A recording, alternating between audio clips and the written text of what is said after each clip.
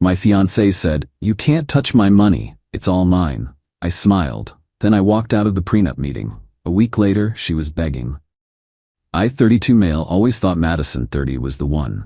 3 years together, living together for one. Her family? Wealthy. Old money. I do okay, software engineer, comfortable, but not in their league. The proposal was great, nice ring I'd saved for, a Tiffany piece she loved. Wedding planning kicked in. Her parents, Ralph and Diana, were heavily involved, wanting a big, splashy affair at their country club. I was covering the photographer, band, our honeymoon, and a $15 non-refundable deposit on a custom floral lighting package Madison adored. About 3 months before the big day, Ralph mentioned a prenup. Standard stuff for families like ours. I wasn't thrilled, but wasn't shocked. "Send it over," I said. Fast forward to last Tuesday. Me, Madison, her dad Ralph, and 2 lawyers. The air was stuffy.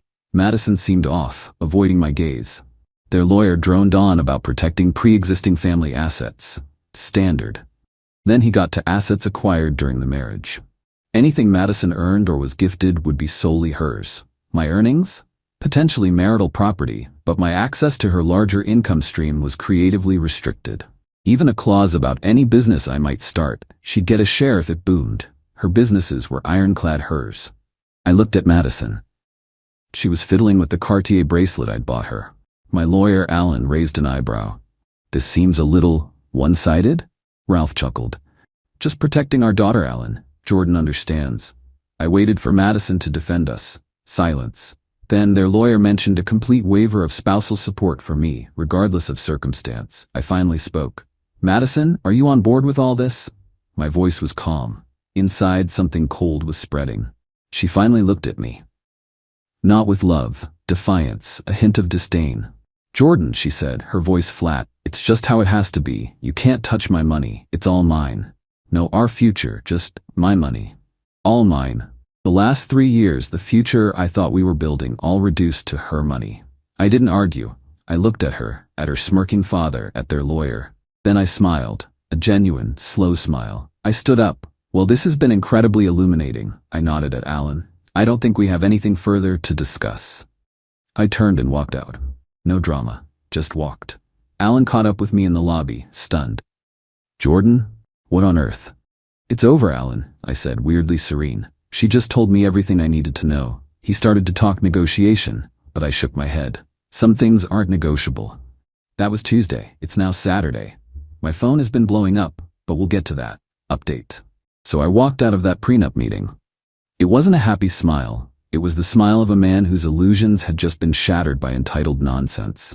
The immediate aftermath was quiet. I went to our apartment. Madison usually got home around 7 p.m. Nothing.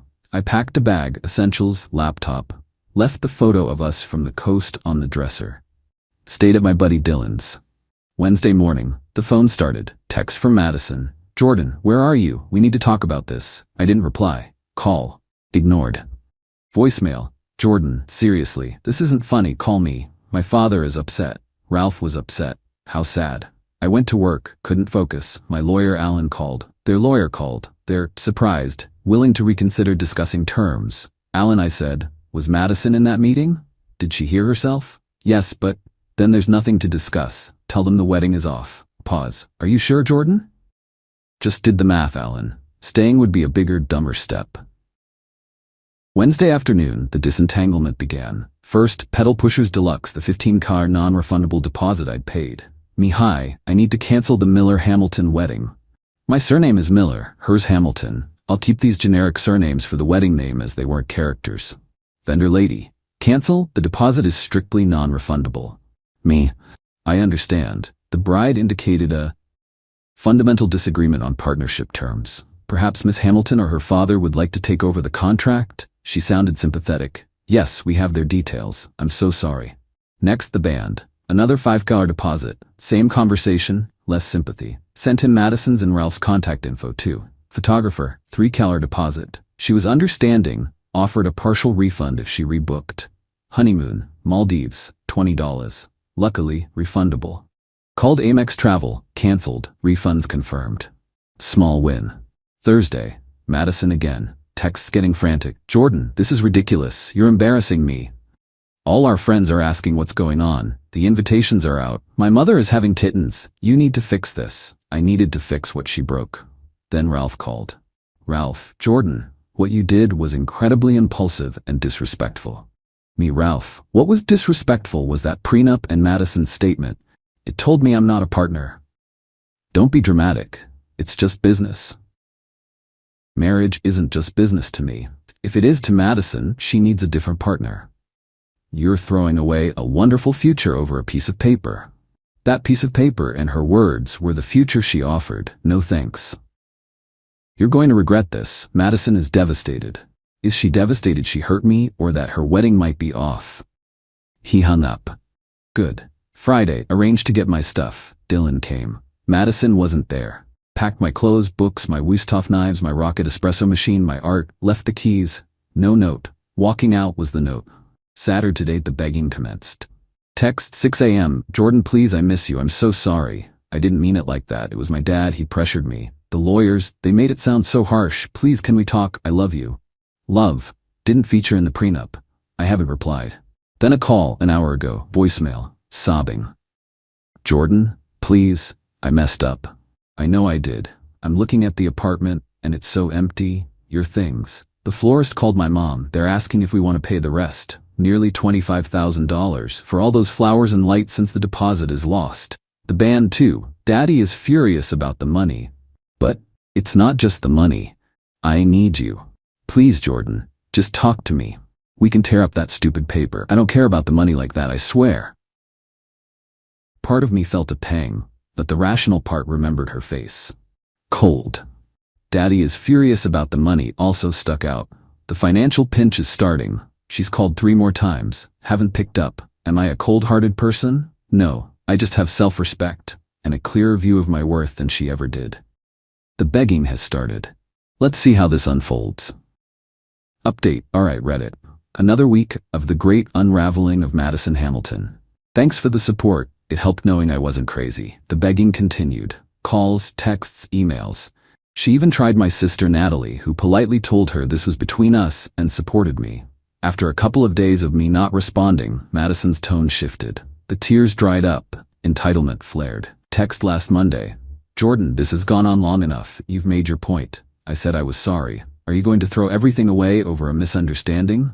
The wedding is in less than 3 months. We've sent out the invitations. People have RSVP'd. You can't just do this. A misunderstanding? I laughed. Her "it's all mine" was crystal clear. Then came Diana, her mother, via a voice-chilling voicemail. Jordan, I don't know what game you're playing, but it stops now. Madison is distraught. You are single-handedly trying to ruin her reputation and our families. Those deposits you cavalierly walked away from? We're looking at substantial losses. Ralph is considering his options regarding your reneged financial commitments. A subtle threat. Financial commitments I made. Yes, the ones I paid deposits for the wedding she torpedoed. The let's pretend this didn't happen gambit. Midweek, Madison showed up at my office, unannounced. I found her talking to the receptionist. Madison. Jordan, there you are, just in the neighborhood. My office is nowhere near her usual spots, Madison. This isn't the place. We went to an empty meeting room. Okay, look, you were mad. I was stupid. Dad was an ass. Let's just move past it. Call the vendors, tell them it's back on. No harm, no foul. Madison, you told me my contributions meant nothing. That's not no harm. I was just repeating what they said. I didn't mean it. You know I love you. Me, love doesn't try to financially gut someone pre-marriage. You owned it, Madison. You can't touch my money. It's all mine. Her face tightened. So that's it? You're really going to destroy everything? Everyone will know you called off the wedding. No, Madison. Everyone will know it was called off because we weren't on the same page about marriage. She stood up, eyes blazing. You'll regret this. Jordan, you're making a huge mistake. You think you'll find someone else? Someone who will give you the life I could have? The life she could give me. Me. I think I'll find an equal partner, not a financial accessory. I was building a good life on my own. I don't need yours. She stormed out, pure rage. The dirty trick, attempted sabotage. A few days later, my boss, Gabriel, calls me in, looking uncomfortable. Gabriel, Jordan, I got a call this morning from Ralph Hamilton. My blood ran cold. He, implied you might be going through personal instability affecting your work. Mentioned erratic behavior, suggested the company be careful given sensitive projects. Ralph actually tried to seriously jeopardize my job because I wouldn't marry his daughter under their terms. Me, Gabriel, that's a complete fabrication. My personal life had an upheaval, yes, but my work hasn't suffered. You know my record. Whoa, easy, Jordan. I know, your performance is stellar. The call was odd. Sounded like a bitter old man. I told him I had complete confidence in you. Relief. Thank God for reasonable bosses. Gabriel, watch your back with that family, Jordan. They sound like a piece of work. My revenge. The calm and collected counterstrike. That call from Ralph? That flipped a switch. Sadness gone. Doubt gone. Now I was furious, but I'd be methodical. The apartment. Shared bills for her apartment were still in my name, on autopay. Utilities, internet. I'd paid the hefty security deposit. Logged in, canceled everything, effective immediately. Emailed her politely about retrieving my remaining belongings, a few kitchen items, bookshelf, winter coat, CCing Alan. Suggested she have a witness. The social circle announcement. Madison worried about what everyone will know. Fine. I drafted a simple email to mutual friends and family who got invitations. Subject, update on Jordan and Madison's wedding. Dear friends and family, I'm writing to let you know that Madison and I have made the difficult decision to call off our wedding. This was not an easy choice. We apologize for any inconvenience. Further communication regarding vendor arrangements will come from the Hamilton family. Short to the point, no blame, but clearly positions vendor communication to her family. Alan approved. Sent it. Supportive texts poured in from my friends and some mutual ones. The financial cleanup. Went through credit cards, bank accounts, canceled any joint plans or subscriptions solely in my name that benefited us both. Wine club she loved? Gone. Streaming bundle? Downgraded. Not about money, but principle. Madison's reaction to utility cancellations. Really, Jordan, you cut off the internet? How childish. My reply, not childish, Madison. Fiscally responsible. You said, it's all mine. Assumed that applied to bills too. Silence. The wedding cancellation email apparently caused a meltdown. Mutual friend Sophia called, "Dude, Madison just posted an unhinged Insta story about betrayal, then deleted it." Her mom called my mom ranting. Me, let's just say the prenup showed a side I couldn't live with. A prenup? Oof. Say no more. Validating.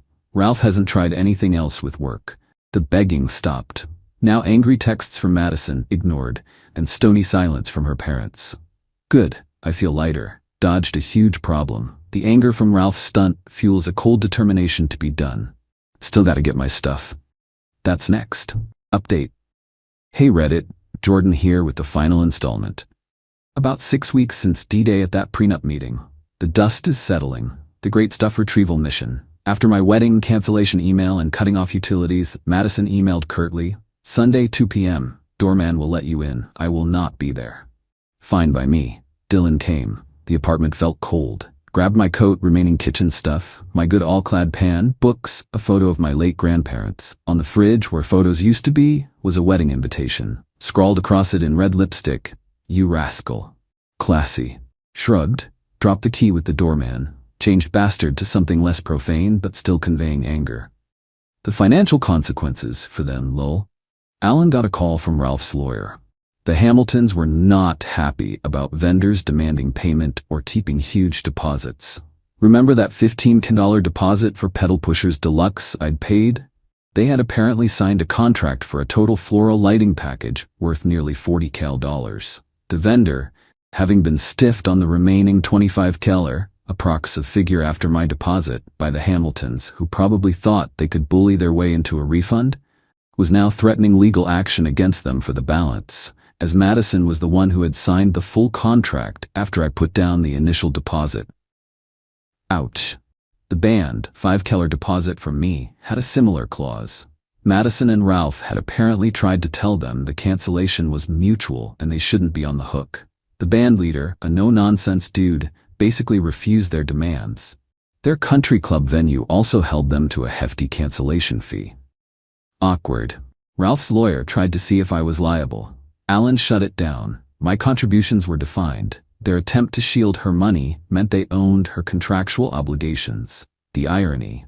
They were looking at losing tens of thousands, all because it's all mine.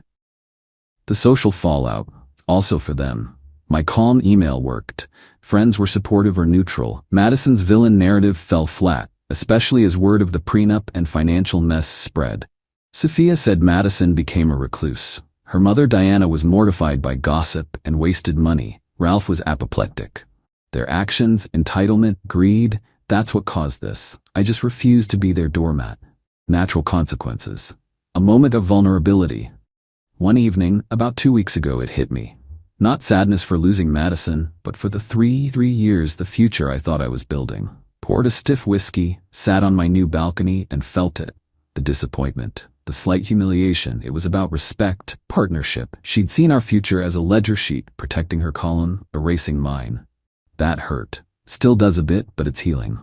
Where I am now, life is calm, focusing on work. Gabriel, my boss, even approved a passion project. My smaller apartment feels like home. My rocket espresso machine hums. My Wusthof knives are used. Re-engaging with hobbies, friends. No direct word from Madison. Mutual acquaintances say she's subdued. The financial hit caused friction between her and Ralph. He blames her for not handling me. She blames him for the aggressive prenup. Delicious. No one is begging. Their anger is likely bitter resentment. Fine. My revenge? Walking away. Choosing self-respect. Letting them face direct consequences of their arrogance. Hearing about them squirming over lost deposits, it brought a grim smile, not gonna lie. They played hardball, found out I wasn't playing their game. Biggest consequence for Madison? She showed her ugly true colors. Valued money over partnership. She'll live with that. Maybe learn, probably not. Entitled people rarely have major epiphanies, her problem now. So yeah, Reddit. It was a rotten situation, but I'm out, good, and I'm looking forward. Learned a major lesson about red flags. Dodged a terrible fate. Thanks for letting me vent. Peace out.